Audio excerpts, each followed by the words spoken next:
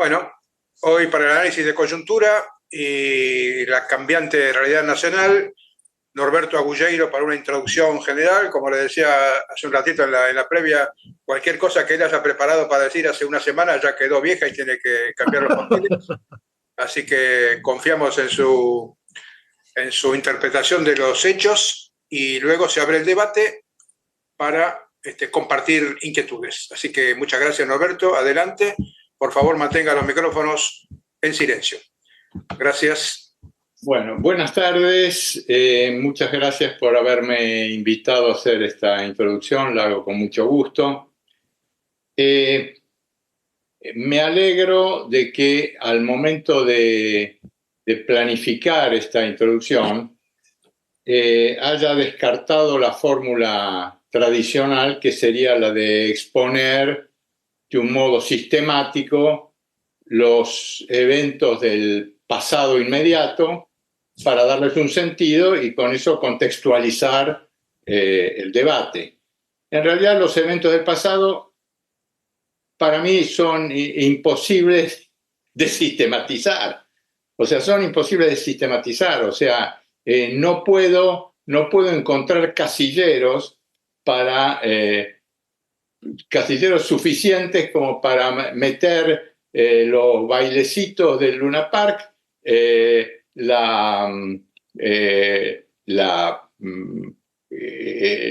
los insultos a la mujer de Pedro Sánchez, la baja de la tasa de interés y por tanto el pique de los dólares libres. Bueno, de modo tal que más bien me voy a dedicar a un par de temas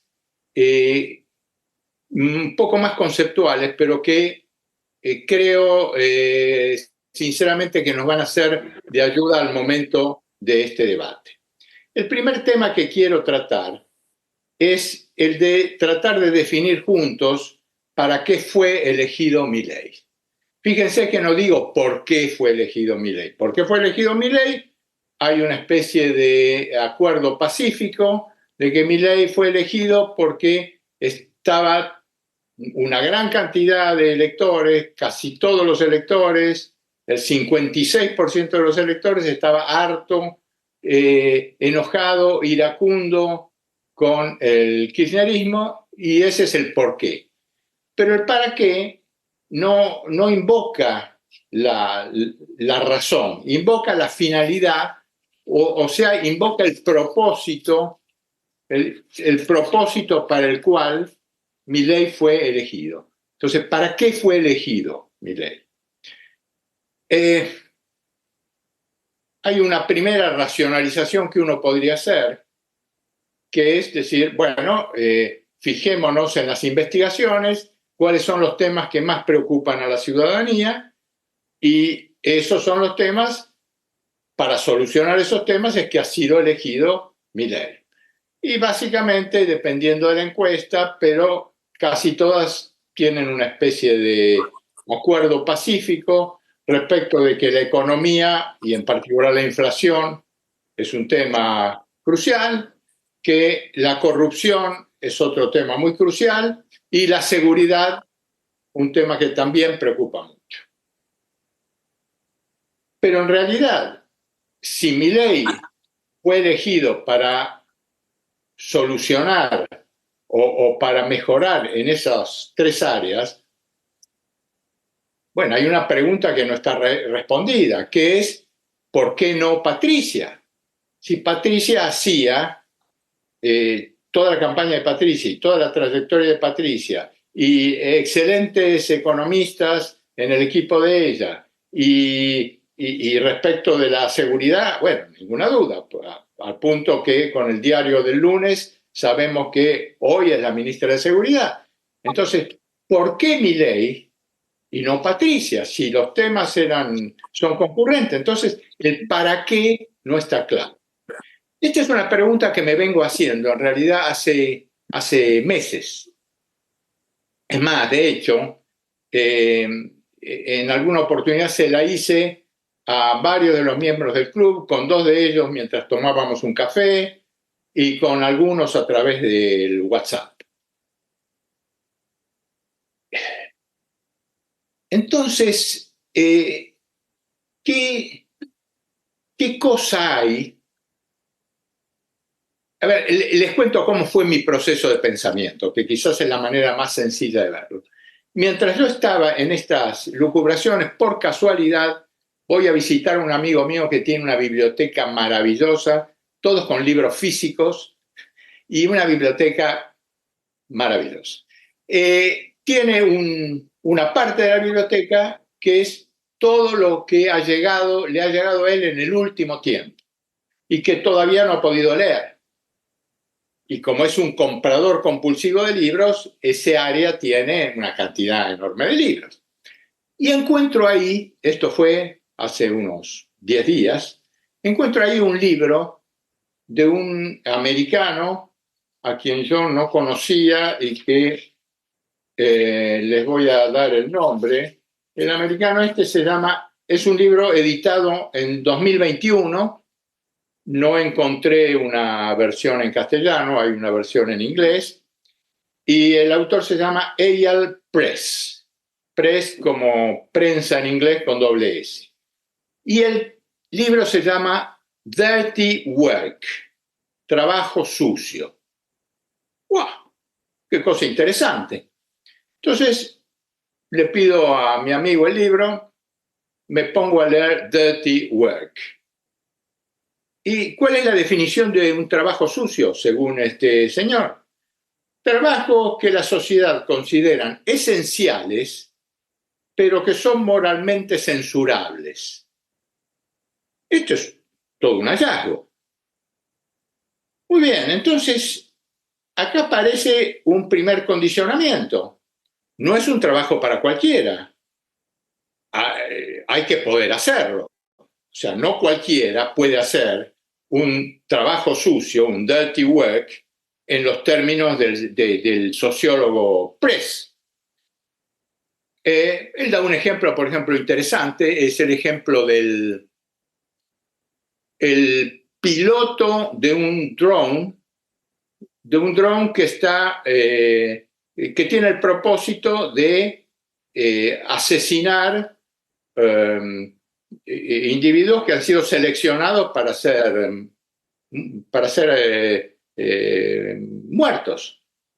Entonces el piloto del drone está sentado en una oficina, no es como el bravo soldado SEAL que mata a Bin Laden y que está vestido con toda una serie de cosas y que se juega la vida y se baja por una cuerda de un helicóptero y eventualmente suenan balazos y algunos lo matan. No. Este está sentado en una oficina con un vaso de café Starbucks y maneja un joystick y tiene una pantalla y va y a veces y por fin al día número 32 le dice a su jefe, I got it, le pegué. Ah, bien, bueno, entonces se va a su casa. Entonces, esto es socialmente esencial, pero a la vez es moralmente censurable. Y ahí empiezo a encontrar el por qué Milei y no otro. Milei está dispuesto a hacer el trabajo sucio. A la vez, no hay que olvidarse que Eyal Press, al final del libro, hay un capítulo que está dedicado a cómo es el futuro, cómo termina la vida de alguien que se dedica al trabajo sucio. Y la verdad que el pronóstico no es del todo bueno. Pero, ¿quién es el individuo que hace un trabajo que es esencial, pero es moralmente reprobable? Echar a empleados públicos, reducir la cantidad de planes sociales y jubilaciones,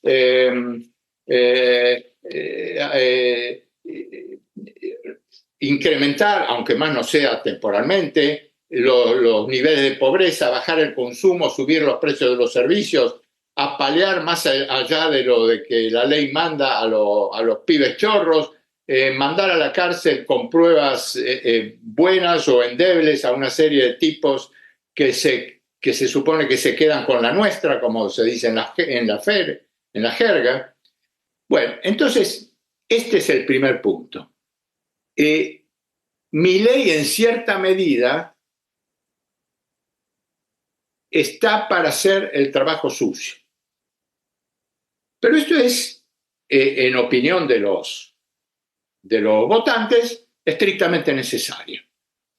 Pero a la vez es reprobable, y esto es lo que explica, esto es lo que podría explicar, esta es una conjetura, una hipótesis como cualquier otra, y es una hipótesis mía, de modo tal que no podría ser que, por supuesto, que ustedes no suscribieran a ella o no la aceptaran, no les pareciera razonable. Pero esto es lo que explica que, en cierta medida, los índices de aprobación que tienen están firmes en 41, 42 puntos. Y la inflación bajó. La inflación no bajó, digamos. La inflación 8,9. O sea, lo cual no quiere decir que dentro de 3 meses baje y sea 3%. Pero hoy 8,9 no es una buena cifra de inflación. Y la pobreza subió, por supuesto. Y el consumo bajó enormemente. Sin embargo, está haciendo lo que los gringos llamarían la job description. La job description es, tenés que hacer el dirty work, el dirty job. Bueno, este es mi punto número 1. Por supuesto, eso después lo discutimos. Mi punto número 2. Mi punto número 2 es en relación con cómo se vincula el gobierno y el Congreso. Es una cosa muy particular también. Este, como ustedes saben, es el único gobierno que ha llegado al mes 5 sin tener una sola ley. Ahora nos enteramos de que pareciera que hoy han llegado a algún acuerdo y que mañana probablemente tendrían un dictamen de comisiones y que eso permitiría probablemente la semana que viene bajar al recinto del Senado. Pero no hay ley bases, no hay paquete fiscal. Y, todo esto además ocurre en el contexto de un Congreso que ha trabajado como nunca recuerdo que haya trabajado. El Congreso ha sido generalmente un órgano sumamente perezoso. En cambio, este Congreso de hoy es un Congreso que ha trabajado mucho. Sin embargo, no hay ley. Por un lado, fíjense, no hay ley, no hay RIGI, que vaya y pase, uno puede discrepar, puede decir, está dando de más, otro puede decir, bueno, si doy menos, entonces no traigo las inversiones. Bueno, es materia opinable. Pero se está discutiendo el impuesto a las ganancias, el impuesto a la renta de las personas físicas. Eso es una discusión increíble. No hay país civilizado del mundo que no tenga un impuesto a la renta de las personas físicas. Y la Argentina hoy no lo tiene. El mínimo no imponible, actualmente vigente, 15 salarios mínimos vitales y móviles, equivaldría en España a eximir salarios de 18.500 euros por mes. O sea, es una locura y sin embargo se está discutiendo. A la vez se está discutiendo una ley de impuesto a las ganancias que fue modificada pasando por un tubo el 23 de noviembre de 2023. Este mismo Senado que tiene todos estos pruritos, no este mismo Senado, el 67% de este Senado, porque el 10 de agosto reemplazamos al 33% de los senadores, hicieron pasar por un tubo una ley de impuesto a las ganancias que elimina el impuesto a la renta de las personas físicas que es probablemente uno de los pocos impuestos que técnicamente uno puede decir, este es un impuesto justo. Por supuesto, justo bien manejado, con un mínimo no imponible razonable, con escalas bien hechas, etcétera, etcétera.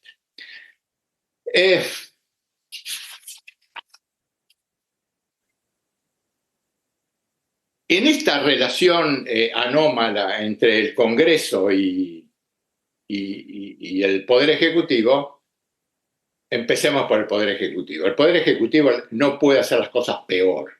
O sea, una ley que tiene 20 propósitos no tiene ningún propósito. O sea, no se puede mandar una ley donde los propósitos sean tan variados que, por supuesto, siempre va a haber alguna razón para que algún diputado, algún senador se oponga a parte de esa ley. Además de eso, congresistas, o sea, senadores y diputados maltratados, ni siquiera la rosca de la cual nos hablaba Monzó, y que la verdad que Monzó lo hacía con una gran calidad, ni siquiera un manejo de la rosca que sea razonablemente bueno. O sea, el Poder Ejecutivo ha hecho todo mal, ha hecho todo lo necesario para que esto salga mal. Pero me parece que vale la pena analizar un poco el tema del Congreso, no tanto el de la Cámara de Diputados. La Cámara de Diputados funciona de un modo razonable, de un modo, yo diría, canónico. Así es como funciona una Cámara de Diputados. Por supuesto, el Congreso, como muchos otros lugares, es una corte florentina donde que a uno le den la mano puede querer decir que lo están saludando o que lo están envenenando. O puede querer, o cuando uno sienta un pinchazo en la espalda, bien puede ser un estilete que quedó en el quinto espacio intercostal. Pero el diputado se comporta razonablemente bien. En el caso de senadores, para darles mi opinión, preferiría primero darles un ejemplo de otro país para que no me sea tan gravoso calificarlo. Les doy el ejemplo del Perú. El Perú tiene desde hace 30 años un sistema unicameral, una Cámara de Diputados. La Cámara de Diputados peruana tiene 130 miembros. Esos 130 miembros están agrupados en la aritmética, en el modo en que se agrupan, me parece que es fundamental. Estos 130 diputados peruanos están agrupados en 12 bloques de más de una persona y 17 bloques de una persona. Total 29 bloques. El Congreso del Perú es famoso por su grado de venalidad, su grado de corrupción. Cada uno representa, tiene una especie de representación de silos verticales. Están los de la minería, los de la pesca, los de lo inmobiliario, están organizadísimos. Es como si fuera la sala de cajas del Banco Nación Argentina, entrando por 25 de mayo, todas las cajas, y uno llega y, señor, ¿usted qué necesita? Yo vengo por un problema de minería y soy canadiense. Perfecto, ventanilla 27. Bueno, es así. Nuestro Senado es un poco mejor. Pero fíjense cómo está organizado nuestro Senado. 72 senadores, que están divididos en 12 bloques. Pero ahí ya está la primera mentirita. Los 12 bloques no son 12 bloques, son 11 bloques. Porque hay 2 bloques que son el kirchnerismo dividido en 2 bloques con el propósito de ser primera minoría y segunda minoría. Después eso fue trasladado a la justicia y la justicia, para ese subterfugio, usó una palabra muy, muy jurídica y muy precisa que es ardid.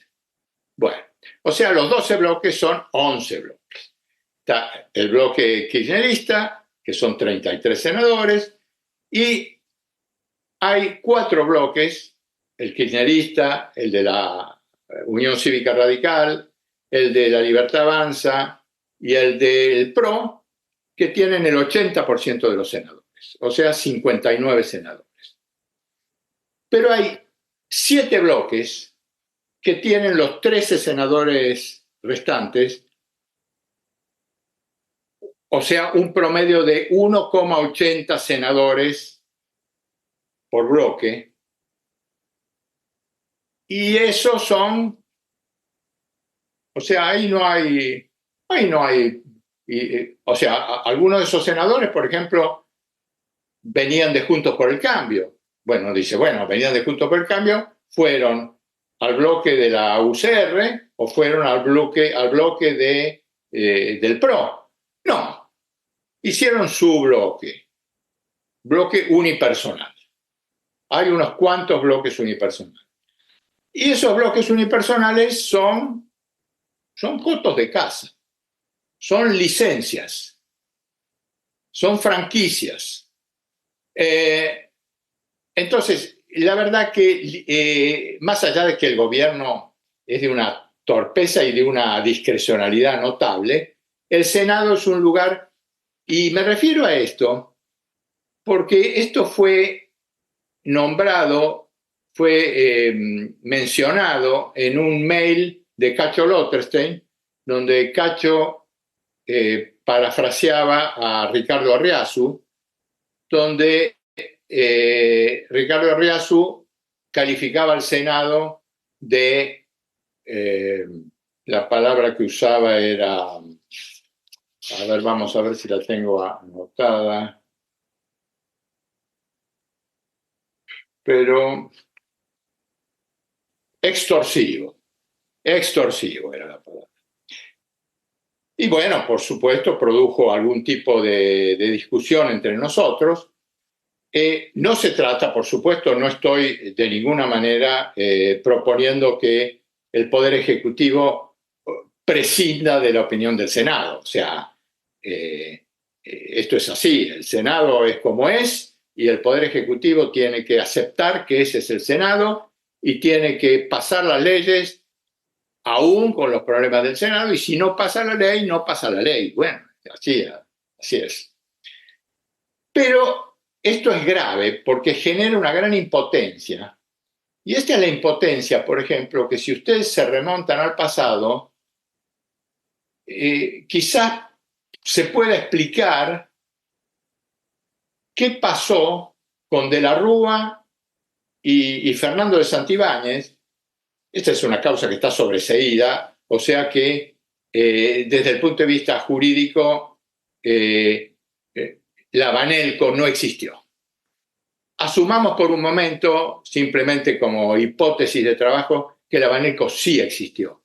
Bueno, si la Banelco existió, es la impotencia que hay, es la misma impotencia que sintió Alfonsín con la ley Mucci, y algún amigo mío, yo tuve una gran amistad con Adolfo Canitrot, y Adolfo me decía que Alfonsín, después de la ley Mucci, no fue el mismo, no fue el mismo tipo.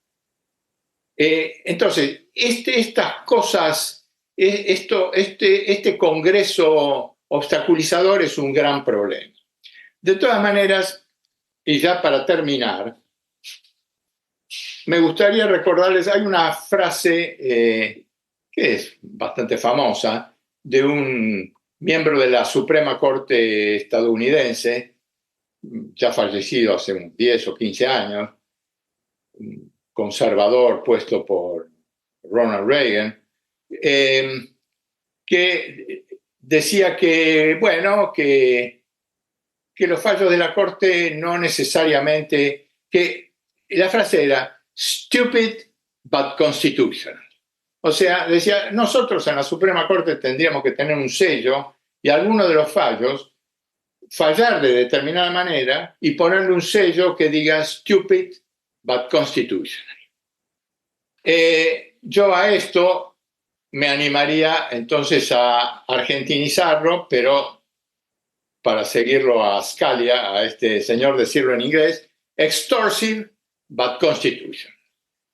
Bueno, eso es todo, esa es toda mi introducción. Gracias por su tiempo.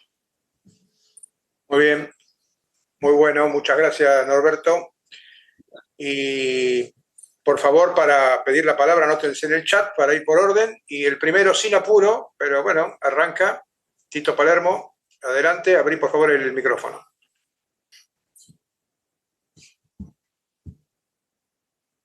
Abrí el micrófono, Tito.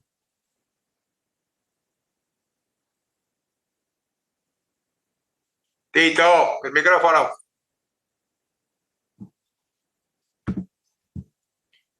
Tito, estás hablando y nadie te escucha.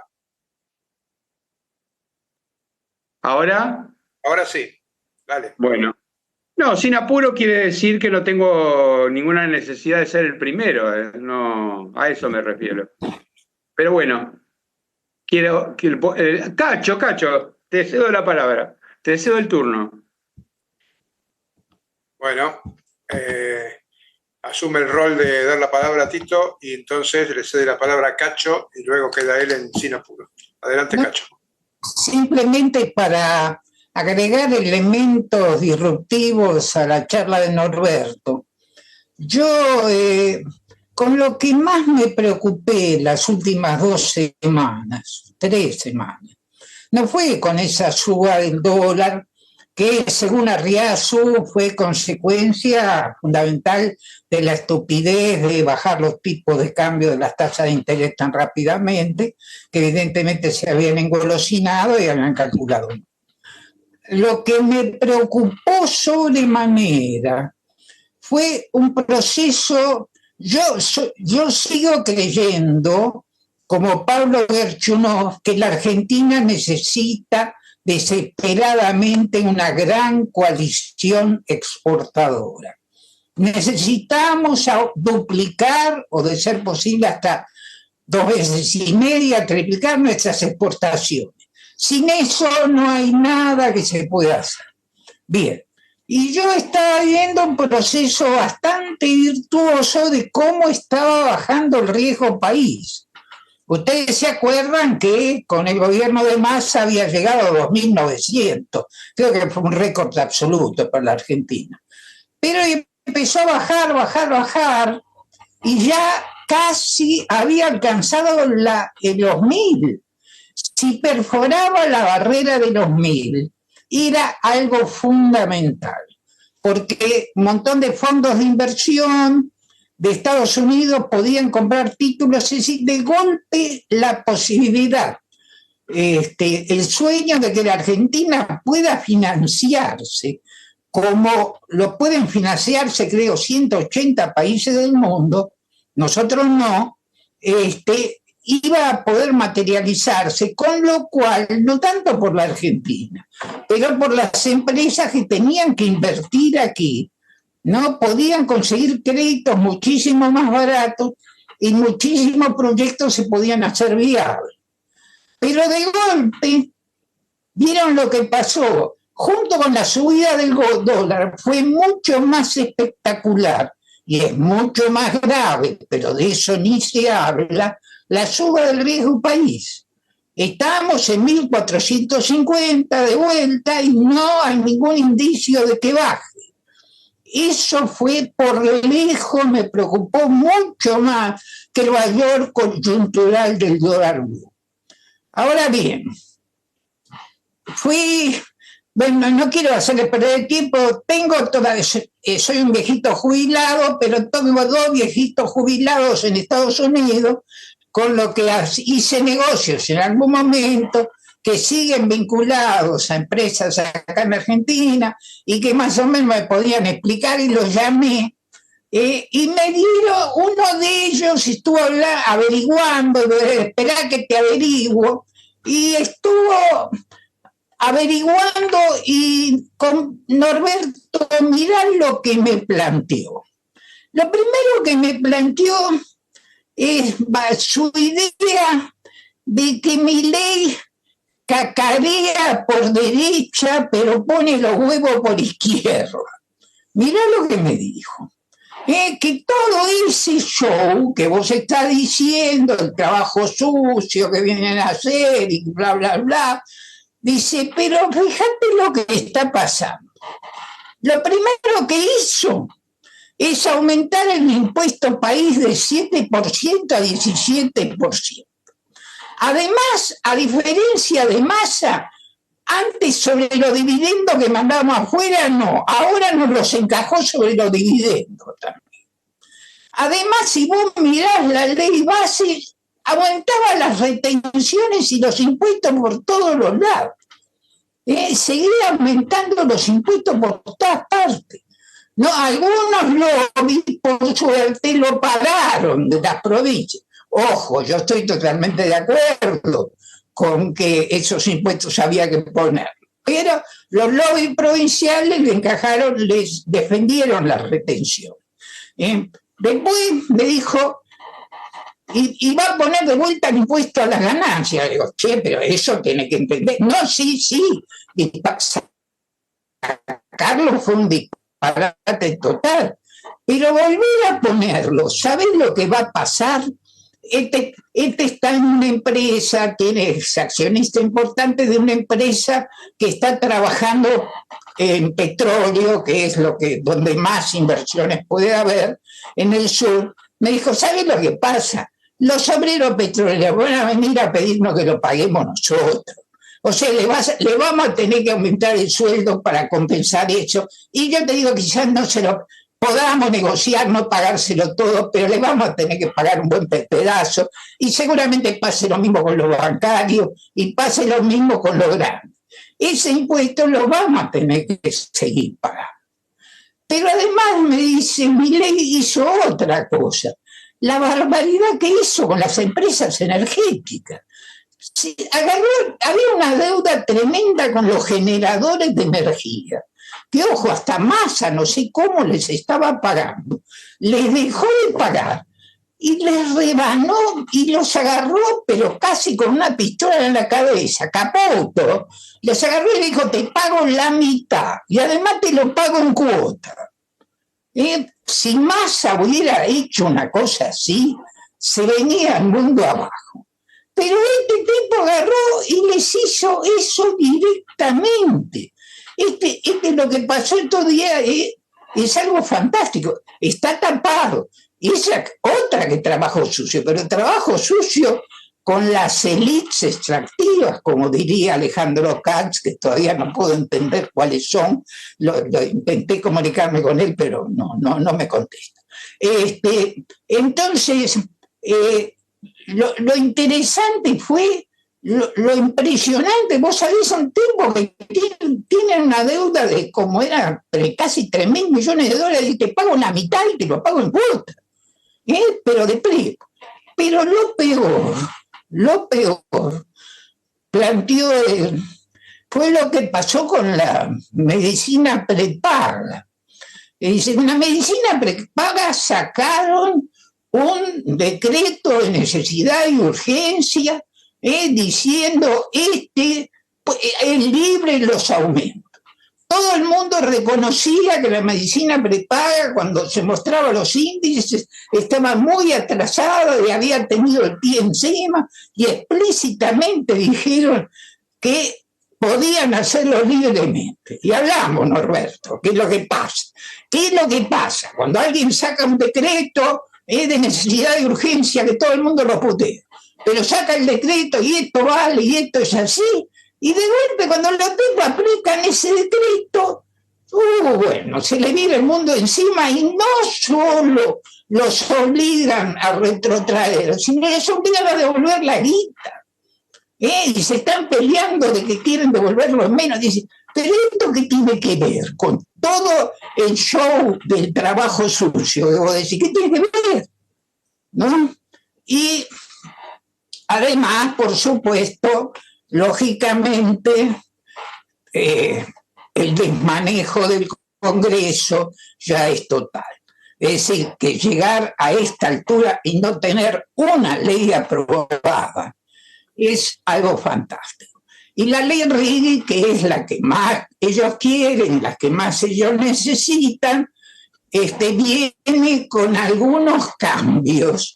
Entre ellos, por ejemplo, que es lógico, me dice, Cacho, ¿qué me aconsejarías vos si viene una ley que dice cuánta personal local tengo que tomar y de qué tipo y todos esos engendros que quiere meterle dentro de la ley para que dé trabajo a la gente? Yo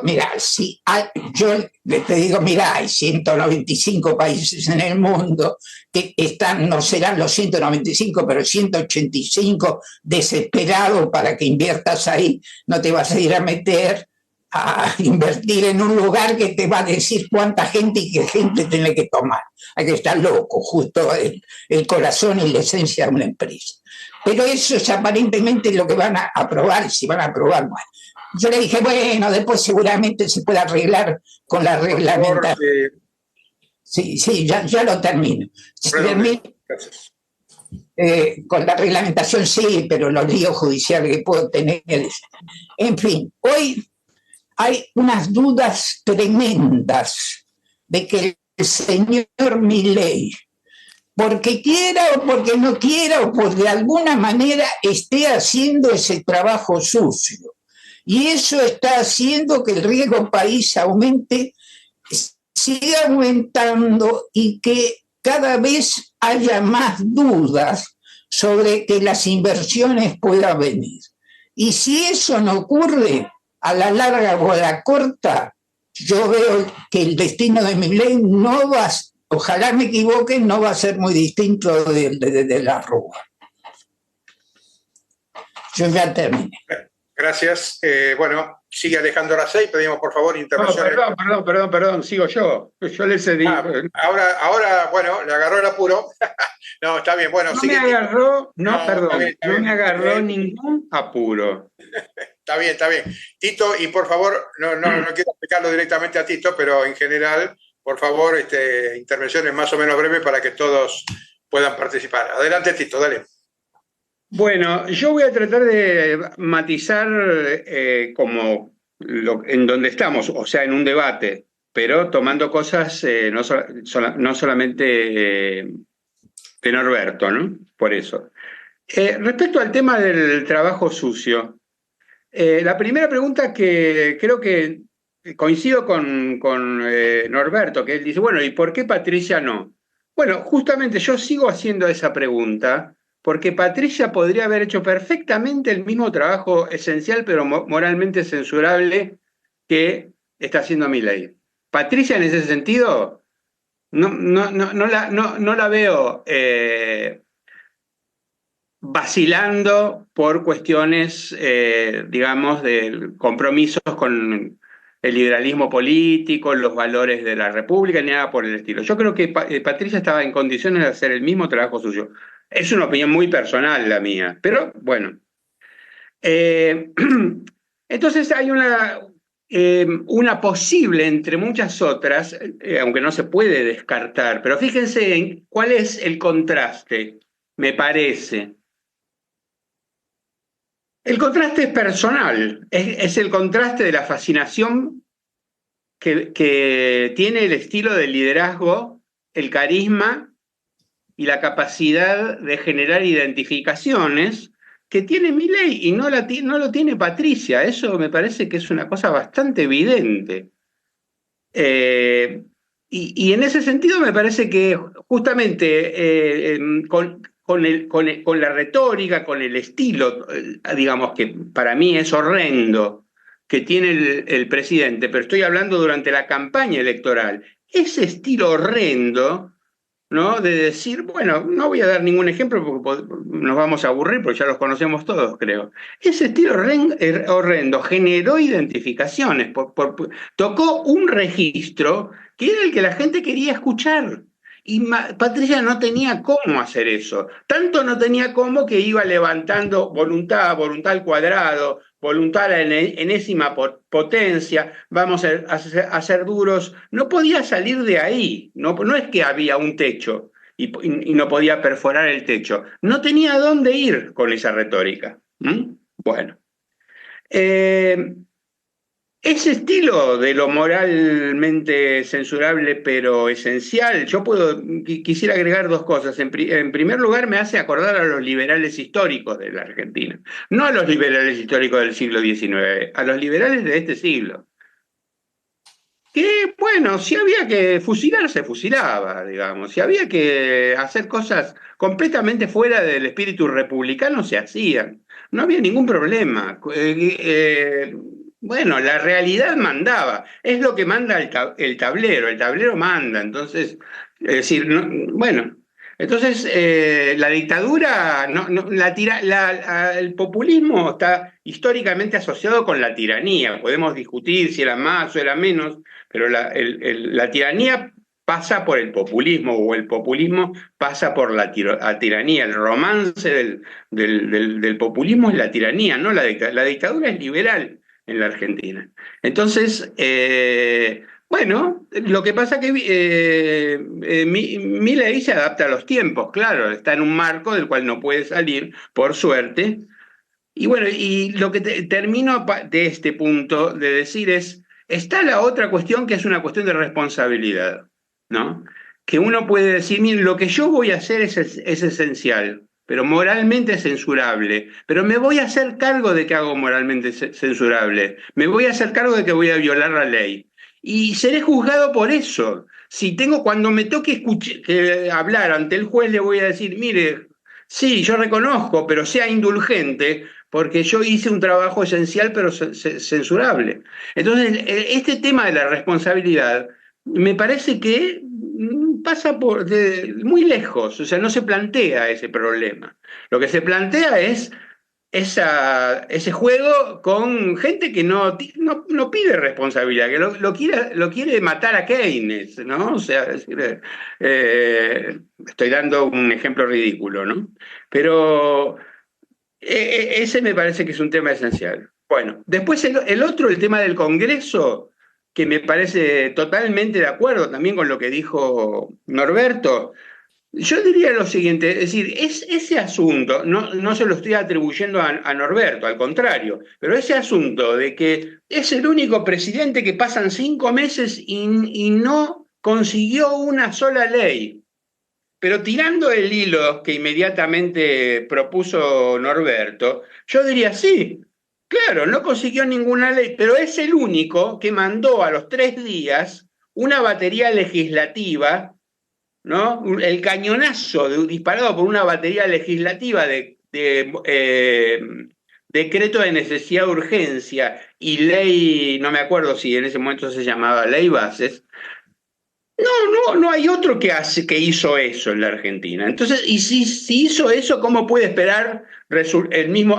No, sí, pero a los 5 meses le tienen que haber aprobado una ley. Bueno, yo no estoy defendiendo a nadie, no estoy defendiendo a ningún senador ni nada. Estoy diciendo que me parece que hay un proceso. Y después negoció muy mal. Creo que ahora está empezando a negociar bien, pero ahora tardó un poquito, ¿no es cierto? Negoció muy mal. Lo que hizo incluso es retirar una ley por error, dicen, ¿no? Pero entonces, bueno, ¿qué quieren? Es decir, hay un clima que tiene que ver con, yo creo que hay una especie de consenso periodístico, que bueno, el periodismo tiene el derecho, y cada periodista tiene el derecho a decir lo que quiera, claro, pero yo también tengo el derecho a decir que me indigna esa nube, ¿no? Que no nos deja ver directamente el sol, ¿no? Y ese consenso es bueno, sí, pobrecito Milei, es decir, no lo dejan gobernar, ¿no? Entre otras cosas. Después, y con 2 minutos más y termino, Cacho, estoy totalmente, me encuentro muy interesante lo que vos decís, muy interesante. Ahora, el problema es que hay una lógica política de la transición. Y en la lógica política de la transición, vos tenés que hacer que descargar una parte de los costos de la transición en los sectores que van a ser los beneficiarios. Si no, no hay transición exitosa posible. El caso de Menem, nosotros lo estudiábamos con Marcos, donde era evidente eso, es decir, bueno, Macanudo, pero ustedes tienen que pagar una parte de los costos, si no, esto no llega, no llegamos al otro lado. Entonces, ¿quién está mirando eso? Tu amigo, que aparentemente es un tipo que tiene la mentalidad del sector, de ese sector, no sé si es financiero, del mundo de los negocios. Y el mundo de los negocios en todas partes va a mirar las cosas así, va a tratar de sacar provecho de la duda. Con Menem hacían eso, y bien que les vino muy bien. Con Milei no tanto, porque Milei hizo un milagro, que es acumuló credenciales de ultraderecha, ultramercado y todo lo demás, ganando una elección. ¿Cómo hizo? No lo sé. Pero eso no lo hizo Menem. Menem entró sin credenciales, todas las credenciales estaban en el otro campo. Ganó, pero entró con una pésima reputación, por más que al final tratara de decir algo. Entonces, el juego de Nixon in China, ¿no? No lo podía hacer Massa, pero sí lo puede hacer en parte este loco de Milei, porque es decir, o sea, si lo hago yo, si yo le pongo, yo digo que hay que restablecer el impuesto a las ganancias. Créanme que hace falta, no me jodan, ¿no? Entonces, con este tipo, el juego de la duda, ¿no? Es más difícil. Ahora, vos me podrás refutar, y ahí yo no te voy a poder decir nada, solamente con decirme, pero mirá, escúchame, presta atención, mirá el riesgo país. Explícame, dame una alternativa para explicar. Yo no te puedo dar ninguna porque no conozco, pero yo estoy tratando de razonar con los elementos pocos que tengo. Pero bueno, ahí está. Bueno, gracias Alejandro Racé. Luego Carlos Maceda. Dale, Alejandro, ¿dónde anda? Abrir micrófono.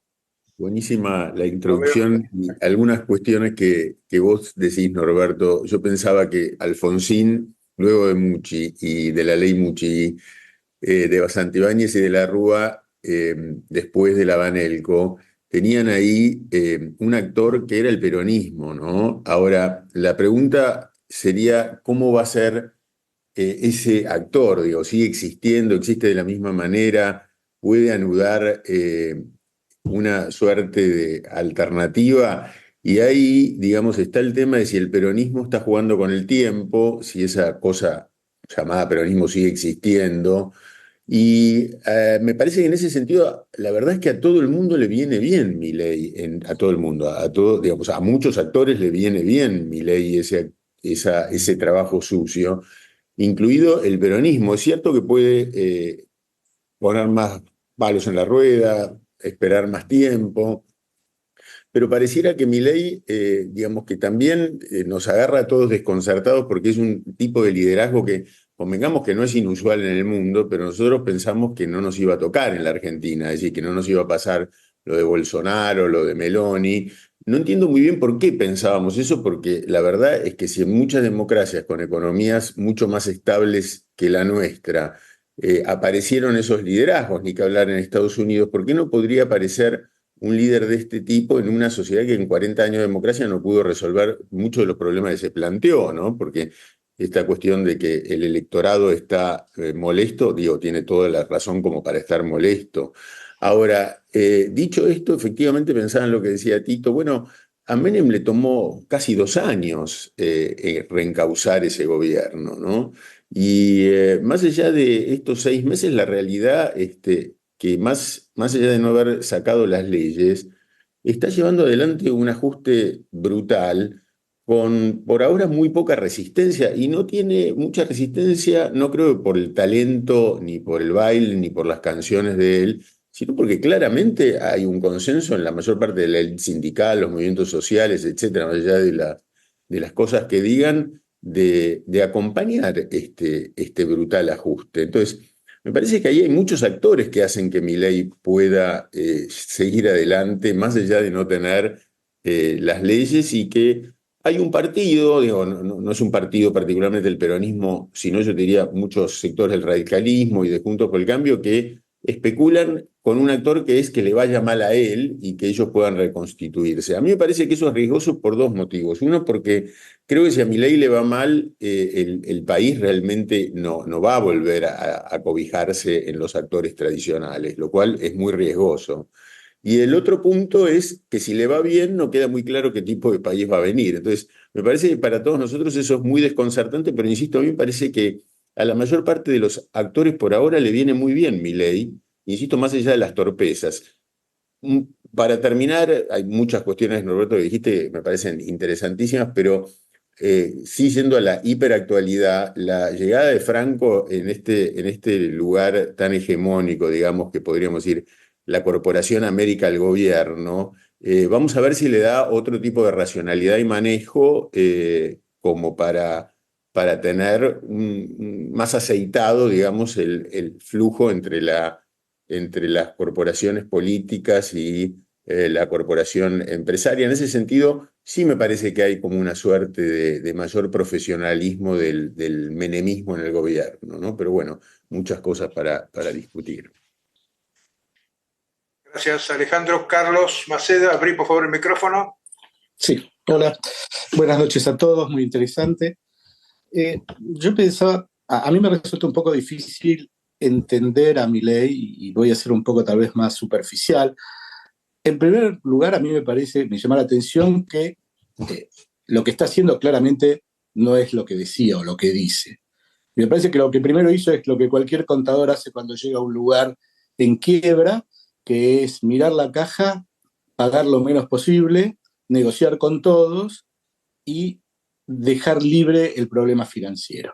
Y esto es lo que está haciendo Milei, ¿sí? Llama a cada uno, le dice lo que llamó a los importadores, le dijo, plata no va a haber, te doy los Bopreal y usalos como quieras, te doy 7 años. Y los importadores con todas sus deudas fueron y compraron los Bopreal. ¿Sí? Llamó a las energéticas, les dijo, no te puedo pagar, te voy a dar este bono, y todos aceptaron. O sea que su plan financiero de una u otra manera lo va logrando, no con las medidas que él dijo. Vamos a ver ahora si va a un bimonetarismo, ¿no? Pero está trabajando con eso. Por otro lado, creo que todos sabemos que si atrás de esto no hay un plan de desarrollo, como en las empresas, no es sustentable. Y para eso me parece que es fundamental, como se decía antes, que Argentina genere un modelo exportador.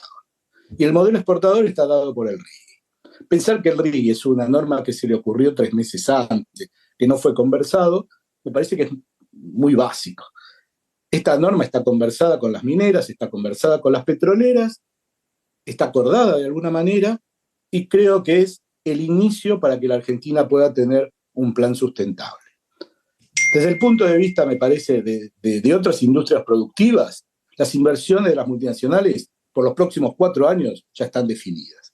Y Argentina no fue foco de estas inversiones. O sea, creo que no podemos esperar en los próximos 4 años otras multinacionales, excepto el agro y las mineras, que vengan a la Argentina. Entonces, y por el otro lado, hay otro problema que cuando uno sale al mundo a tratar de captar inversiones, una de las necesidades que tiene es la necesidad de gente capacitada para la industria. Y Argentina no está generando gente capacitada que se destaque en cantidad para atraer estas inversiones. Hoy hay problemas en México, hay problemas en Japón, hay problemas en Europa, no se consigue gente capacitada. Entonces, me parece que, por un lado, va a tener que desarrollar este plan de desarrollo después de los 4 años, o la segunda generación que él hablaba, y creo que tiene arreglado de alguna manera con el RIGI su primera generación. O sea, me parece que hay un plan atrás. Las empresas que queremos ir a hablar de los planes de desarrollo, claramente hay un frontón, nadie sabe cuál es, lo cual no permite hacer ningún tipo de lobby, excepto algunas industrias específicas. Con lo cual, está bien bloqueado y tal vez esté haciendo un plan que nadie conoce. Posteriormente también, de lo que se mencionaba de Patricia, si podía ser o no, me parece que Patricia hubiese querido y tal vez todos lo hubiésemos deseado. Sin embargo, le hubiese sido muy difícil desarrollar esto, que tal vez era necesario. Y me parece que claramente, como se decía, de los populismos, por eso creo que para Milei su gran enemigo no es el peronismo, sino es el radicalismo, ¿sí? Por no ser populista. Así que me parece que el Congreso está jugando una pantalla, me parece que su gran política es dilatar todo, ¿sí? Llegar a las elecciones de medio tiempo y poder tener una masa crítica en el Congreso para avanzar con sus cambios. Me parece que los que creíamos que no iba a ganar, terminó ganando, los que creemos que no es tan buen político, tal vez me parece que nos vamos a dar una sorpresa en el futuro. Ojalá que las cosas sean para menor, porque no es lo que yo deseo, pero bueno, me parece que esto es un poco mi visión de lo que está sucediendo. Muchas gracias. Gracias, Carlos. Está Alejandro y bueno, por ahora nadie más. Si alguien quiere, anótese a continuación. Alejandro Poli tiene la palabra. Adelante. Hola, ¿qué tal a todos? Me gustó la exposición de Roberto, me pareció muy interesante la bibliografía que aportó, realmente muy bien definido. A veces en una sola frase uno puede definir cosas que puede estar todo el día pensando y escribiendo un libro y realmente ayuda. Así que me gustó esa definición. Yo quiero volver un poco a la cuestión política. Básicamente yo me mandé a algunos socios en un chat, un pequeño archivo que preparé. Perdón, Alejandro, perdón. No, yo no te entiendo bien. Es como que sale con un eco o algo así y no te puedo seguir. Va, te sigo, pero no te entiendo. Arrimate el micrófono. Arrimate el micrófono. A ver, ahora. Ahí está mejor. ¿No? ¿Mejor? Graciela, ¿escucha? ¿Me escuchás? ¿Mejor? Está muteado la Graciela. ¿Pero cómo me escuchás si no hablan? No se le entiende bien y se escucha bien. Sí, es cierto, Bueno, no se entiende bien. Dale, arrimate el micrófono a la boca. Bien arrimado, pero. Habla más pausado. Dale. Bueno, voy más despacio. Yo lo que decía era cómo evaluar la acción política de este gobierno. Un poco estamos en un club político. Y la verdad es que nos olvidamos un poco del punto de partida de este gobierno, que no tenía prácticamente ningún poder parlamentario, ni territorial, ni funcionarios, ni tradición partidaria, ni prácticamente nada. O sea, era la nada mismo. O sea, había ganado las elecciones por un caudillo como es Milei, por su imagen personal, básicamente. Vean ustedes los políticos que lo acompañaban, y realmente ninguno era de primera fila ni de segunda fila. Sin embargo, yo comparaba con Menem en este escrito. Menem, cuando gana en el 89, tenía el peronismo mayoría en diputados con el apoyo de la Alianza del Centro y mayoría propia en senadores, casi todos los gobernadores, los gremios, una hiperinflación terrible y un acuerdo con Alfonsín que iba a apoyar las leyes. O sea que si a Menem le llevó 2 años, es porque no la pegó de entrada realmente, porque el apoyo político que tenía Menem comparado con el que tenía Milei es incomparable.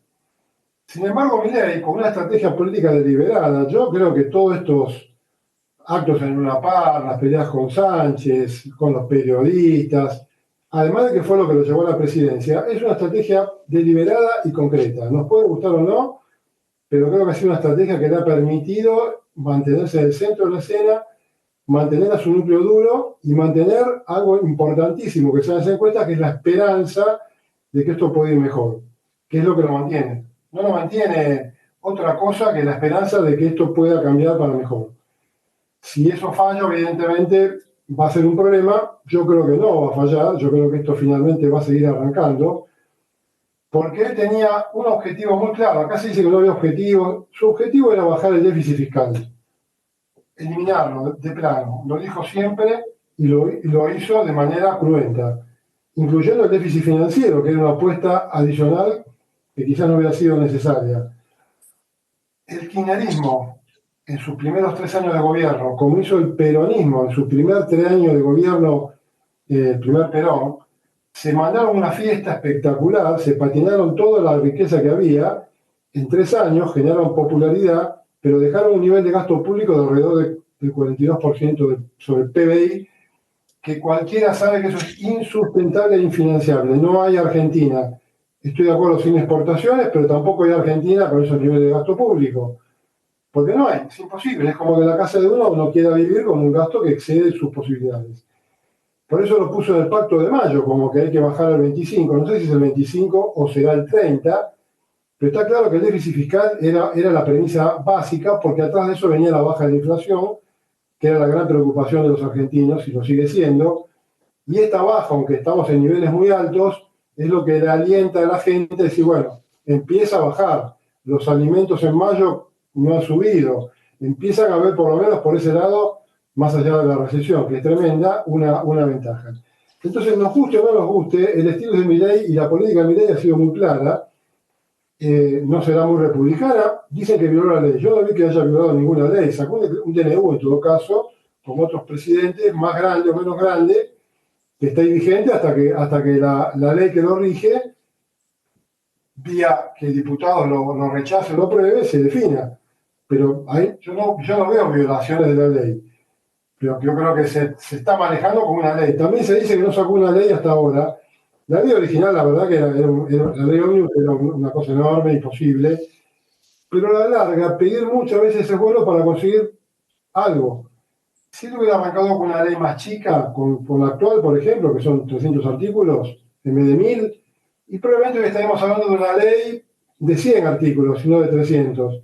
Entonces, a veces que lleva un poco más de tiempo, faltó pericia, falta gestión. Yo creo que al gobierno lo que más le falta es gestión real. Hay muchas cosas que se podían haber hecho, lanzar licitaciones de obra pública, lanzar programas de desarrollo. Hay 1000 cosas que se pueden hacer con las normas que ya existen. Y yo creo que ahí sí está faltando gestión, y yo por eso creo que Pose está muy bien sacado, más allá de si se llevaba bien o no con alguien, porque un funcionario que no logra cubrir más del 30% de los cargos en 5 meses, no sirve. En mi opinión no sirve, y si yo fuera gerente también lo echaría. Pero bueno, nada, yo quería dar alguna idea de que yo creo que vamos mejor de lo que todo el mundo dice. Yo tengo una opinión ahí siempre un poco contraria a la que predomina en el club. No creo que estamos logrando objetivos importantes. Creo que el destape de la corrupción, pero ya no el destape de las megacausas, de los Lázaro Báez así brutas, sino la mini corrupción, está haciendo estragos en todos los opositores, sobre todo en todos los opositores sociales, de los piqueteros y demás. Y la gente está viendo y están pensando a ver en detalle que eso afectaba a su comedor, a su plan, a sus cosas ya micro, no la que le daban la obra pública en Santa Cruz, que para la gente no lo entiende. Esto es corrupción en el día a día. Con lo cual, yo creo que la sociedad todavía está en el aire, creo que todavía esto falta partidos por jugarse, pero yo creo que los partidos opositores tienen un serio problema para ubicarse frente ante este político y a esta habilidad política distinta y extraña que tiene. Porque uno dirá, fue tapa del Time porque es un loco, porque se pelea con todo el mundo, pero hoy estaba con los CEO de las principales tecnológicas del mundo.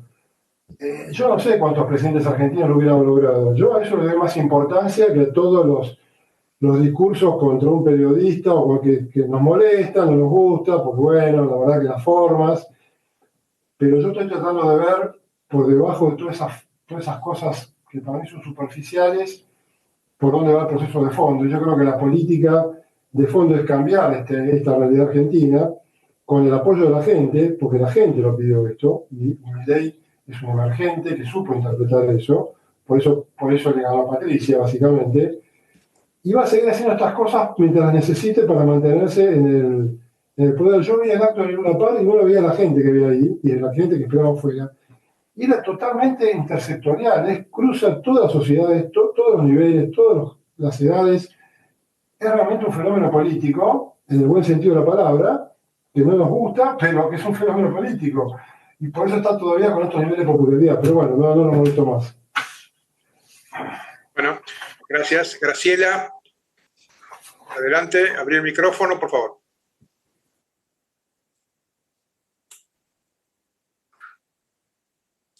A ver si me oyen bien. Sí, muy bien. Bueno, yo no voy a empezar con todas las cosas que se dijeron, porque sería eterno, pero voy a destacar algo que pasó entre anteayer y hoy.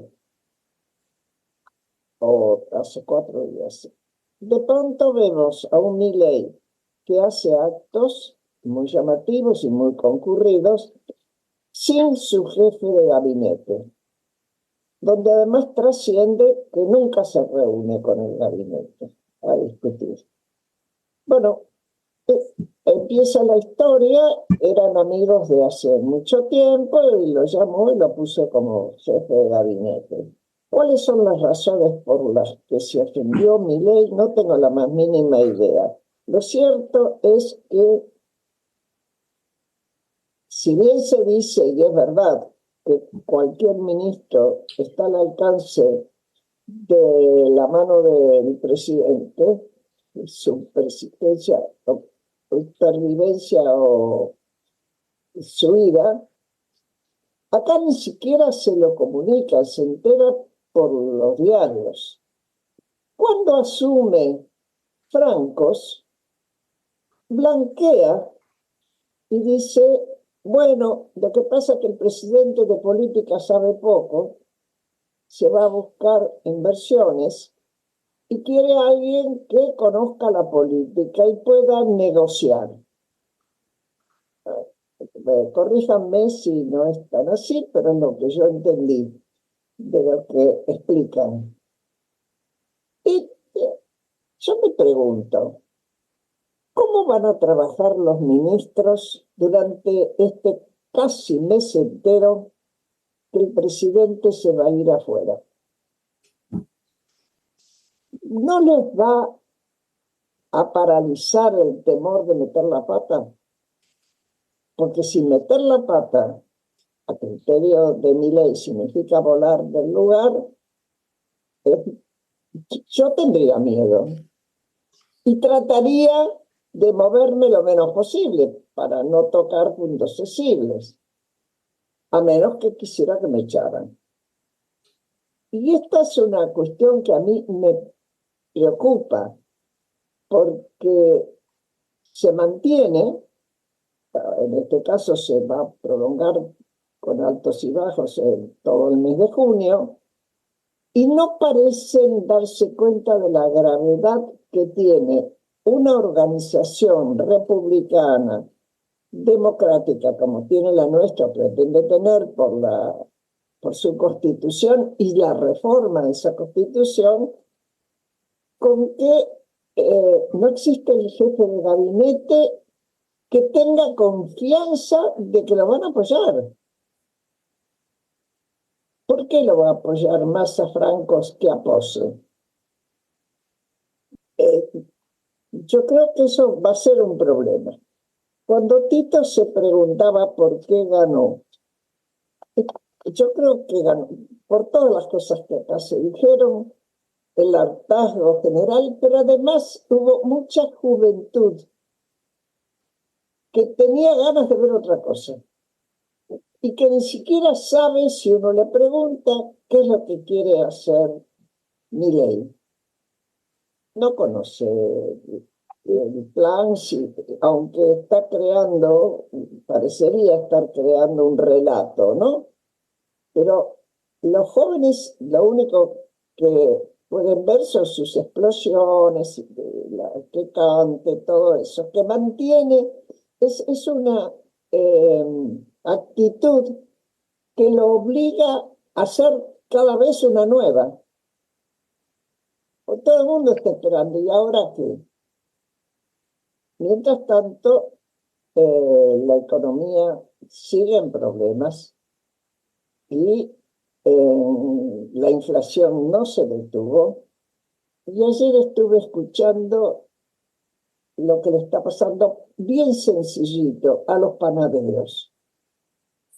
El pan lo están subiendo de precio porque le sube la electricidad, todas las cosas como naturalmente, y la gente deja de comprar pan.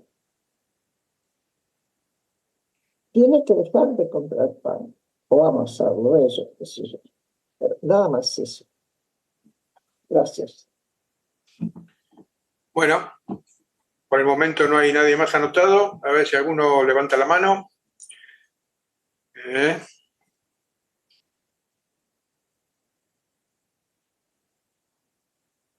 una, a las dos. Bueno, yo quería hacer ahí, levantó un dedo, Ricardo. Bueno, dale, con el dedo es suficiente. Dale, Ricardo. Bueno, yo creo que debemos enfocarnos en el corto plazo. El programa económico de Milei es un programa de ajuste recesivo, clásico. No es un programa de estabilización como los que hemos conocido en otras épocas. Y la pregunta que se hacen todos los analistas es cuán sustentable es este programa. Si el corto plazo no lo resuelve, el largo plazo tiene un signo de interrogación. Yo creo que el gobierno cometió 3 errores iniciales, que fueron no haber mandado el paquete fiscal por separado para tratarlo en el Congreso, que tenía prioridad para atender el problema fiscal. El problema fiscal depende en parte de este paquete fiscal y básicamente depende de la reintroducción del impuesto a las rentas personales. El segundo problema, no haber mandado la ley, la llamada ley Riggi, al Parlamento como un proyecto separado, que intenta resolver el clásico problema del balance de pagos que tiene la Argentina, las crisis de balance de pagos, como bien decía Cacho Lotraste. Eso es un error. Mandó la ley Riggi en el medio de una ley enorme, de difícil tratamiento, donde iba a encontrar resistencias, eso era obvio, aún no teniendo experiencia política. No puede un Congreso en 28 días tratar 600 artículos y todas las reformas estructurales que proponía el proyecto original. Y el tercer problema que enfrenta Milei es un viejo problema de la Argentina, que está en el centro del debate de todos los economistas, sean liberales, ortodoxos o no liberales, que es cuál es la política cambiaria de este gobierno. Este es el tercer problema que tiene. Estos 3 problemas son problemas que tiene que resolver y los que tiene urgencia. De hecho, Milei ha ido y venido sobre estos problemas, si ustedes atienden a sus discursos. Ha pasado de levantar el cepo en mayo a levantar el cepo en algún momento. Su ministro de Economía le ha dicho: no levantemos el cepo, estamos cómodos con el cepo, porque si levantamos el cepo vamos a tener enormes problemas. Enormes problemas significa no tenemos dólares en el Banco Central. De manera tal que levantar el cepo implicaría un Banco Central con capacidad de hacer intervenciones en los mercados cambiarios. Estos 3 problemas son los que están en el centro de la atención, de la discusión y del análisis de la mayoría de los economistas, sean liberales o no. Todos están diciendo: acá hay un problema. La política fiscal, así como va, no es sustentable. Eso lo sabe el gobierno y lo saben los especialistas. No es sustentable. Se ha basado básicamente en la licuación de algunos gastos, como el tema de previsión social, la eliminación de las transferencias discrecionales a las provincias, lo que está creando problemas de caja a las provincias, la caída de la coparticipación por 2 razones. Una, porque hay un impuesto que era central, la masa coparticipable, que era el impuesto a los ingresos personales, que no está vigente, está en el Parlamento para ser discutido y aprobado. Y otro, la caída de la recaudación producto de la recesión. Esto ha disminuido la masa coparticipable que va a las provincias, lo cual le crea a las provincias serios problemas y dificultades. Todo el mundo sabe que no es sustentable este acuerdo fiscal así como va, que va a requerir ajustes que lo hagan sustentable. Lo sabe el fondo, lo sabe el fondo. Milei, para responder a su promesa, ha estado coqueteando últimamente con la idea de que si no hay dolarización va a haber lo que él llama, mal llamada, competencia de monedas. Esta idea de competencia de monedas en un país bimonetario donde el dólar de Argentina sigue siendo la moneda de reserva de valor, no es mucha novedad. Simplemente lo que está diciendo que eventualmente le daría curso legal al dólar para que se puedan firmar contratos en dólares, hacer depósitos en dólares, etcétera. Pero eso requiere previamente resolver el problema cambiario del cepo. No puede haber competencia de moneda con cepo cambiario, tal cual lo esboza el presidente. Y todas las experiencias de la mal llamada competencia de moneda, el ejemplo más paradigmático es Perú, han terminado con que el dólar no reemplazó a la moneda nacional si el programa de estabilización es un programa exitoso, se fortalece la moneda nacional, se fortalecen los mercados de capitales domésticos como moneda nacional y esta cumple la famosa ley de Grella. La moneda mala desplaza a la buena, por un tiempo la buena es reserva de valor, la mala se usa para las transacciones.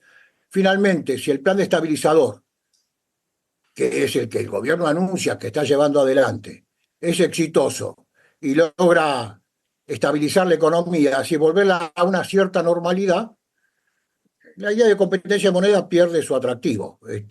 Si el peso se fortalece, el peso es la moneda como ocurrió en Perú, donde el 70% de los ahorros en Perú se hacen en soles y solo el 30% en dólares.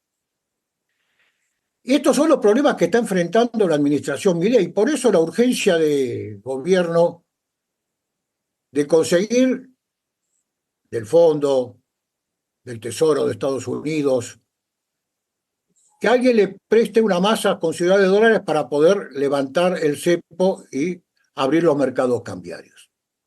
Esto está muy lejos, por lo cual es probable que se pueda convivir con este cepo de aquí hasta fin de año. Es difícil pensar que Toto Caputo y el presidente del Banco Central recomienden levantar el cepo, porque esto es lo que le está permitiendo acumular las reservas que está acumulando, porque el cepo pone restricciones al giro de dólares al exterior, ya sea por importaciones, por dividendos que las compañías tienen, les ha ofrecido el Bopreal a las compañías para que cancelen las deudas que tienen con sus casas matrices. De hecho, algunos bancos importantes han comprado Bopreal para cancelar, porque no saben cuándo el cepo se va a levantar y cuándo va a haber libertad para enviar los dólares al exterior. El gobierno de Milei sabe que el corto plazo es lo que juega en este momento. El RIGI es para el plazo más largo y es un sistema de incentivos para empresas como Vince Cacholote, extractivistas, las mineras, las petroleras, y eso tiene un target. Y lo tenía también Massa eso. Massa también pensaba que el problema de la balanza de pago lo iba a resolver vaca muerta, la minería, el litio, etc. El viejo problema que tiene la Argentina, su crisis de balance de pagos. Porque el gobierno sabe que, o por lo menos presumo que lo debe saber, que cualquier intento de armar una coalición exportadora tiene un requisito.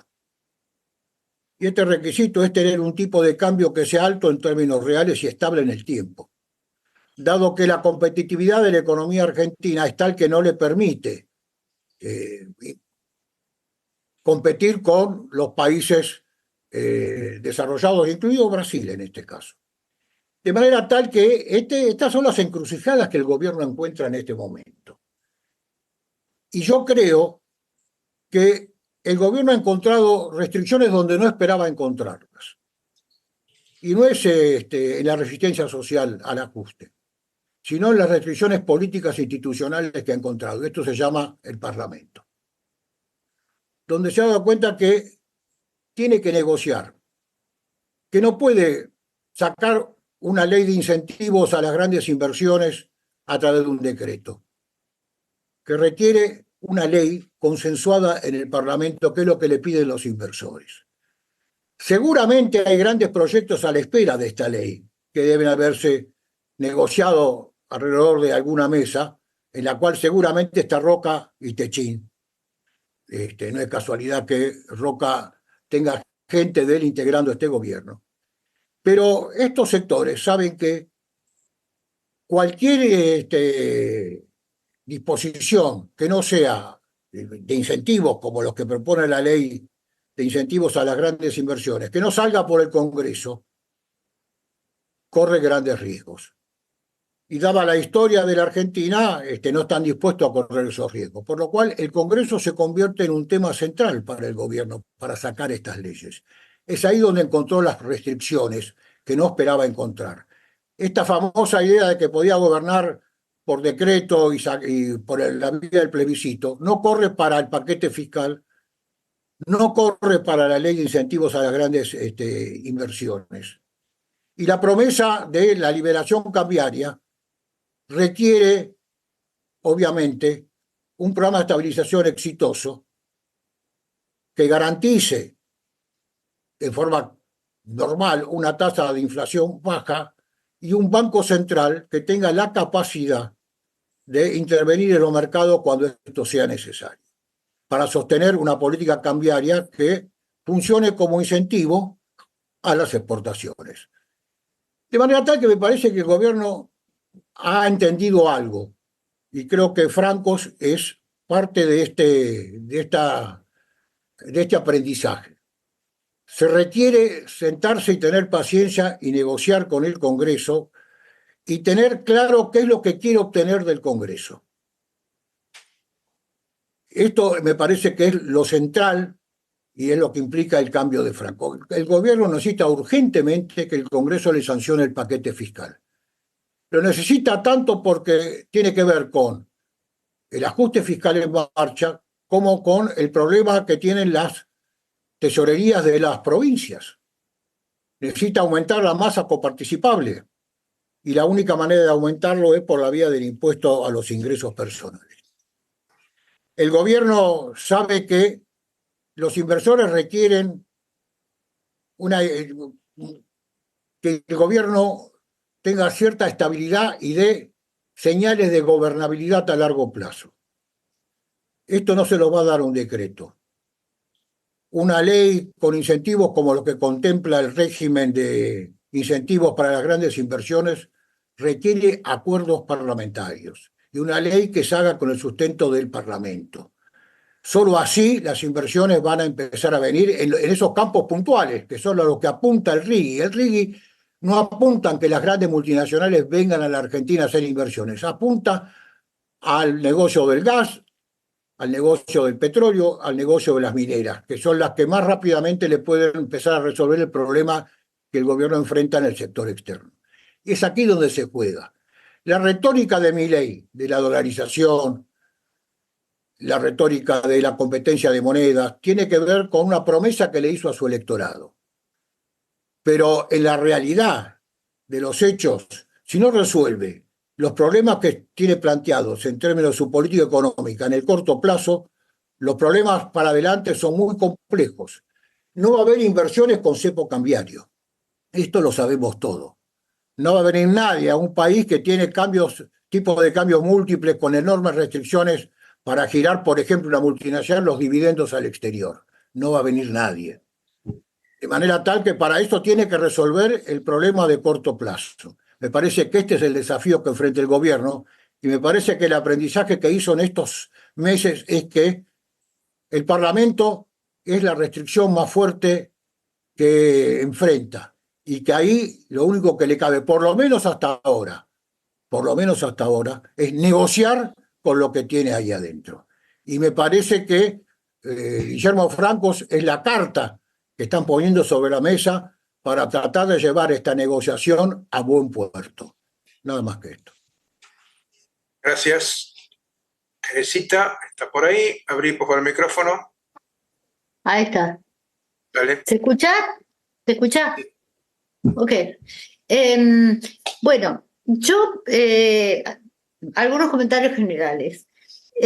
Graciela en un momento dijo que Milei había tenido un apoyo de gente joven que en realidad no supo muy bien para qué votó a Milei, porque tampoco tiene muy en claro cuáles serían las políticas y las medidas necesarias para estar bien. Lo que, como yo por mis hijos, estoy en contacto con adolescentes, sobre todo estudiantes de distintas facultades. En realidad coincido en parte con ese voto un poco sin saber a dónde vamos, pero ese voto estaba motivado por el fuerte espanto de los padres transmitidos a esos hijos. Ellos no sabían o no siempre sabían explicar por qué votaban a Milei, pero querían salir de ese lugar de espanto, querían colaborar a salir de ese lugar de espanto en el que estaban sus padres y que hacía años que ellos venían escuchando. Estoy hablando de chicos entre 25 y 30 años, ¿no? Que todavía están estudiando. Entonces, digo, no los quiero rescatar ni los quiero bastardear a los chicos, pero no siempre en el voto hace falta un conocimiento preciso de lo que el otro va a hacer. En algún lugar se decidió. ¿Perdón? No, dale, ya está. Ok. Entonces, yo también se habló acá de que la gente había elegido a Milei para hacer el trabajo sucio. Yo creo que realmente ese es un concepto de un voto muy calificado, entre comillas. A mí me parece que la gente lo eligió por desesperación, realmente. O sea, yo sé que no es una categoría de la ciencia política, pero no sé si la gente sabía cuál era el trabajo que se venía y lo que le esperaba. Yo creo que fue más emocional y de espanto, de desesperación, que nosotros pensamos en un voto más elaborado. Y la verdad es que yo no veo ese voto elaborado. No lo veo. Creo que es el voto del espanto. Vuelvo a repetir la palabra porque me parece que porque la escuché mucho tiempo en la campaña de estos sectores jóvenes. Bueno, ese es el punto sobre para qué eligieron a Milei.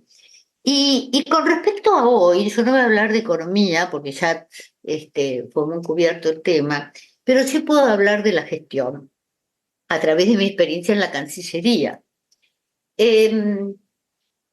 Muchas veces se tiene la idea de que si manejaste, no sé, una empresa, aunque sea importante, aunque sea techín, ¿no? Entonces ya sabés, ¿no?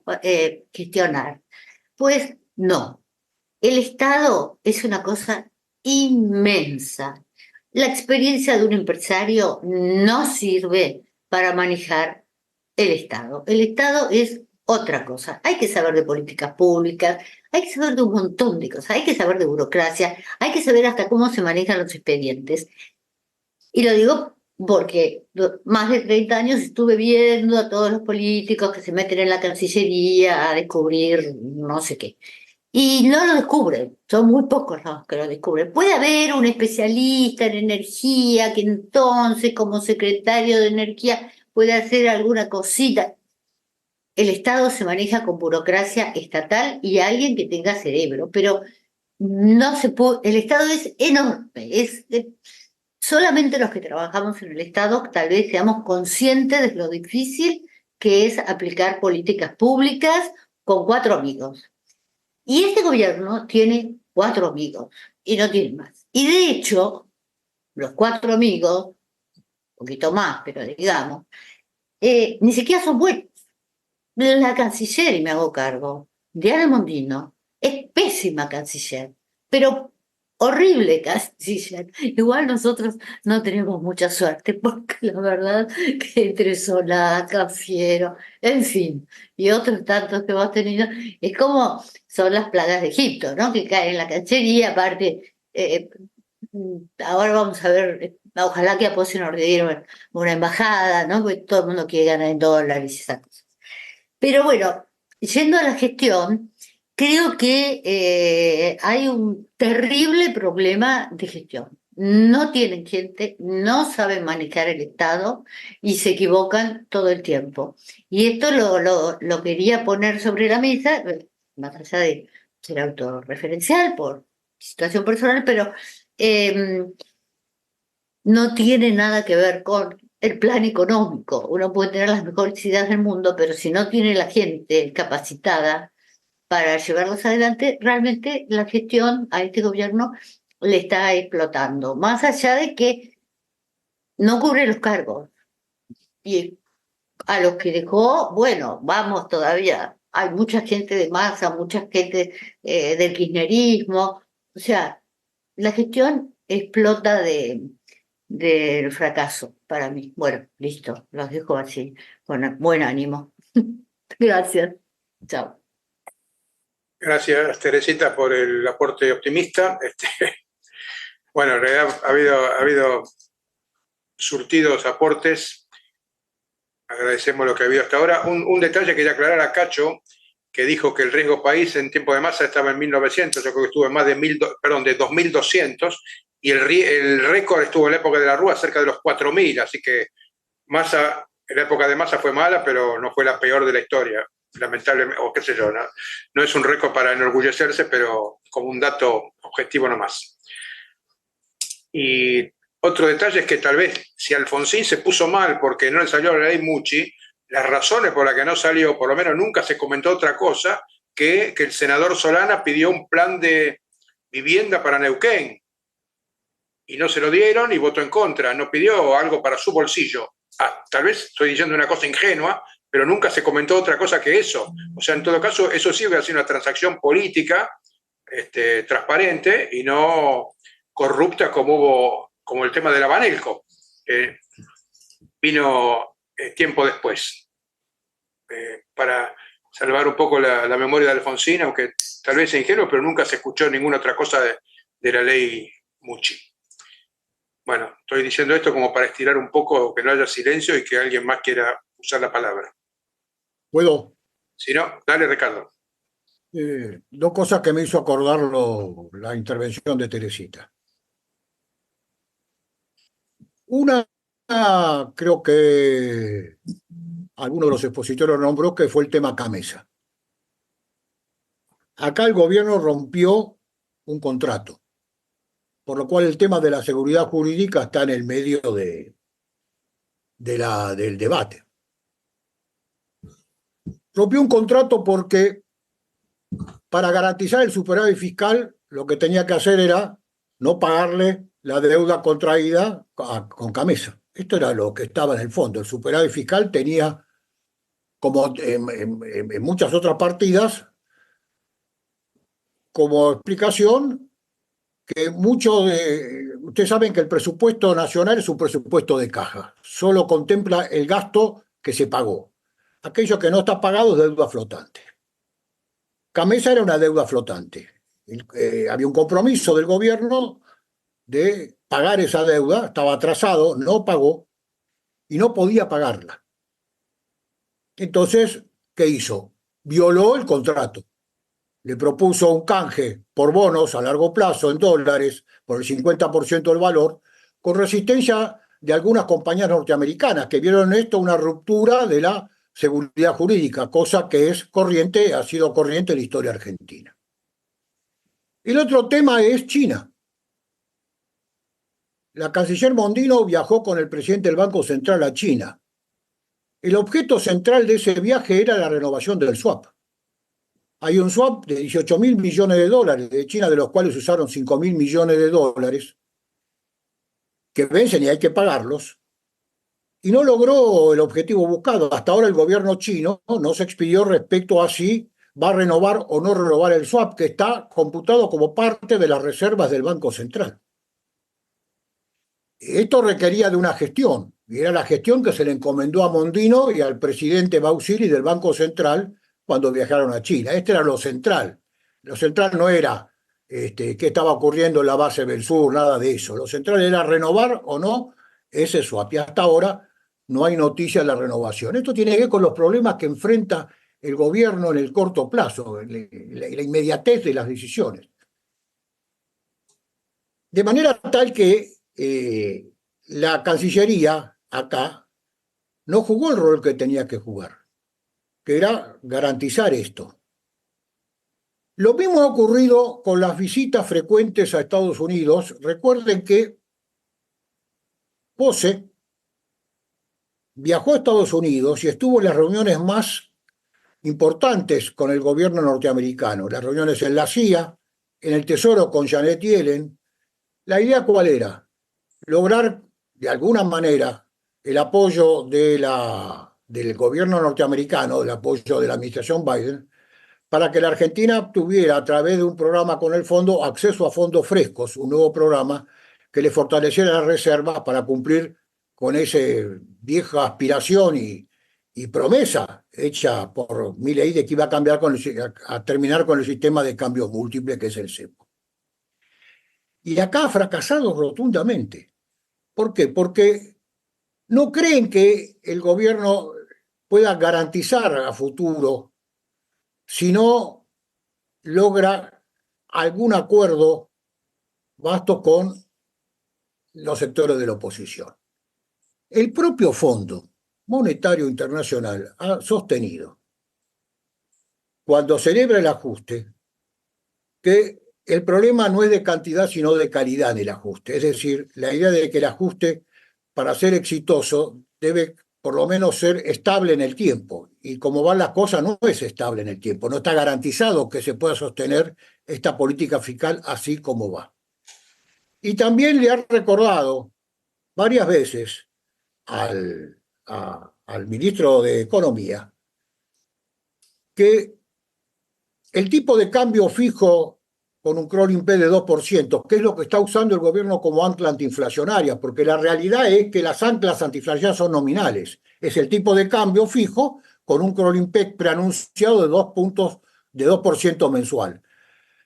El fondo ha sostenido que este crawling P es incorrecto, que debería tener un crawling P más alto. Ha propuesto en su momento, en las discusiones técnicas que tuvieron, un crawling P de 8% mensual, es decir, acelerar la devaluación del tipo de cambio para evitar el atraso cambiario, que es lo que está ocurriendo ahora.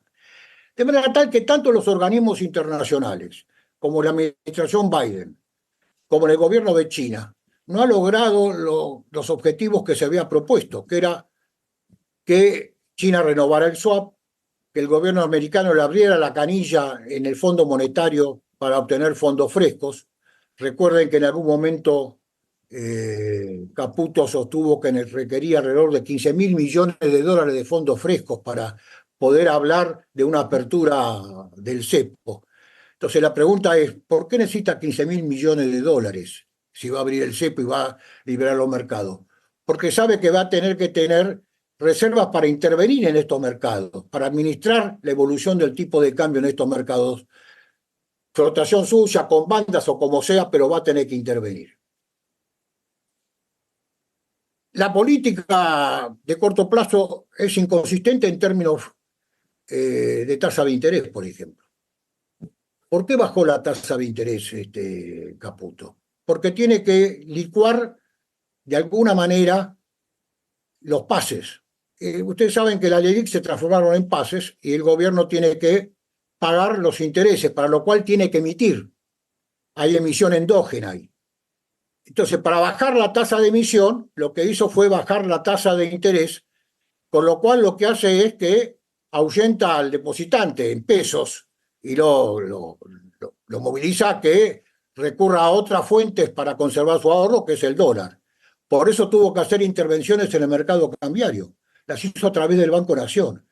El Ministerio de Economía intervino en el mercado cambiario para bajar los dólares financieros y el dólar blue. Está en esta encrucijada, digo, y esto no lo ha podido resolver. Y esto es lo que le plantea el mayor desafío al gobierno. Si ustedes se fijan en las últimas reacciones de Milei, cuando se ha hablado de atraso cambiario, se ha enojado con los economistas que él mismo ha elogiado, por ejemplo, el caso de Cavallo, o Broda, que fue su jefe en la Corporación América. Ahí está el talón de Aquiles del gobierno en este momento. Y este creo que es el problema que tienen que atender en el muy corto plazo. Y me parece que debemos mirar más de cerca este corto plazo, porque el largo plazo, esto de que en el 2025 el gobierno tiene la chance de renovar en la renovación parlamentaria, de aumentar la cantidad de diputados y senadores, eso está por verse. Va a depender de cómo resulte el programa económico en el corto plazo. Nada más que esto. Gracias. Gracias. Alejandro Racé pidió para un último comentario y luego vamos a pedirle a Norberto Agulleiro que haga un redondeo en base a lo que él arrancó y todo lo que se dijo después para ir cerrando la reunión. Así que dale, Alejandro. Porque quiero escuchar sin duda los comentarios finales de Norberto, pero tomando un poco su apertura y pensando en Perú también, y pensando en los liderazgos, es decir, está claro que las demandas institucionalistas en la Argentina son menores y que hay una demanda decisionista, no solo en la Argentina, sino en todas las democracias. Y a mí me parece que eso quedó para llegar. Entonces, a veces lo que me parece es que cierta parte de la oposición, incluso teniendo buenos argumentos, como todo lo que dice, por ejemplo, Ricardo con respecto a las inconsistencias económicas, tiene la sensación de que el fracaso de Milei o las inconsistencias van a traer de alguna manera una suerte de demanda del ancien régime, y yo creo que eso no va a suceder. Y pensando en Perú, pienso más en el tema de Fujimori, porque aparte de las dificultades que tiene, más allá de lo exitoso del Banco Central y la política económica del Perú, Perú tiene enormes inconsistencias, entre otras políticas, y la verdad es que hay una enorme añoranza de muchísima gente de Fujimori todavía. Y si uno piensa en Bukele, en la posibilidad de que Trump gane en Estados Unidos, es decir, esos liderazgos van a seguir estando. Y mi temor es que, de no encontrar una suerte de diagonal exitosa, las demandas posteriores no van a ser, como digo, un ancien régimen de centro,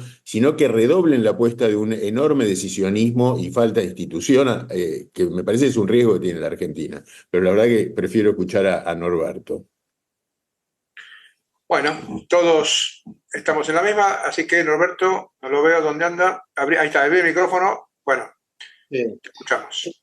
Bueno, hay algo interesante o sea, hay un cierto consenso respecto de que el gobierno se maneja muy mal en la gestión, muy mal con los legisladores, pero en cambio se maneja razonablemente bien en términos de opinión pública, en términos de los votantes.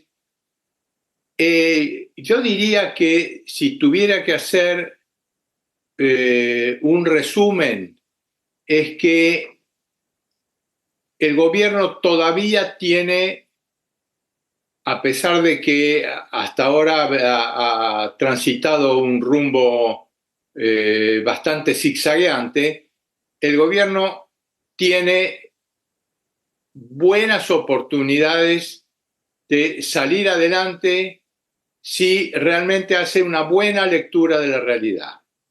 Y por supuesto, una buena lectura de la realidad es una buena lectura de qué quieren los que lo apoyan, pero también una buena lectura de cuáles son los obstáculos, las barreras que tiene que saltar.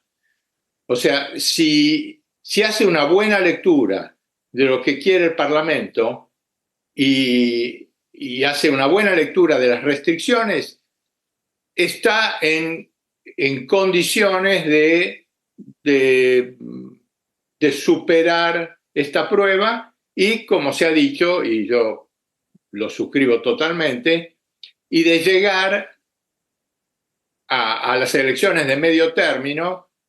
Y en las elecciones de medio término, si puede cuidar a su clientela electoral, puede hacer una elección razonablemente buena que lo deje en mejor situación para sacar leyes. De manera que me parece que esta charla que estamos teniendo, la estamos teniendo en la mitad del río. Todavía no sabemos ya hemos salido de la costa, no sabemos si vamos a llegar al otro lado, pero yo no me llevo de parte de todos ustedes la impresión como que el gobierno está jugado y que no hay manera de superar los obstáculos. Eso es todo. Bueno, muy bien. Con comentarios de distintos colores, unos más optimistas, otros no tan optimistas, pero bueno, así es la Argentina siempre. Así que, si quieren, abrimos el micrófono todos para darle un aplauso a Norberto. Siendo 20 y 50, damos por terminar la reunión. Muy bien. Muy bien. Gracias, Norberto. Chao. Gracias, gracias. Gracias a todos. Chao. Chao, gracias.